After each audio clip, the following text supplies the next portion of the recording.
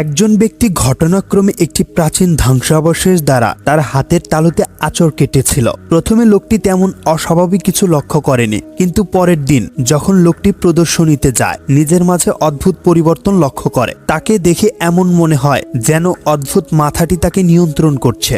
এরপর লোকটি সরাসরি প্রদর্শনীতে আসা রাষ্ট্রপতির দিকে যেতে থাকে। এই মহিলা গার্ড লোকটির এমন সন্দেহজনক আচরণ দেখে তার সঙ্গীদের অবহিত করে, যার ফলে তারা যেন রাষ্ট্রপতিকে সরাতে পারে। এরপর লোকটি হাতে একটি চাকু বের করে। মহিলা গার্ড তার গুলি বের করে লোকটিকে আত্মসমর্পণ করতে বলে। এদিকে লোকটি মহিলাটিকে প্রতিহত করতে চায়, কিন্তু মহিলাটি কারাটিতে দক্ষ হওয়ায় মুহূর্তেই লোকটিকে নিয়ন্ত্রণ করে ফেলে। এরপর মহিলাটির আরেকজন সঙ্গী লক্ষ্য করে যে কোনো কারণ ছাড়াই অদ্ভুত নিদর্শনটি থেকে রক্ত ঝরছে। লোকটি বুঝতে পারে এখানে ভয়ানক কিছু ঘটতে চলেছে। সে ভয় পেয়ে সেটিকে অন্য কোথাও সরানোর পরিকল্পনা করে। এই ভিডিওটির পার্ট 2 দেখার জন্য একটি লাইক দিয়ে চ্যানেলটি সাবস্ক্রাইব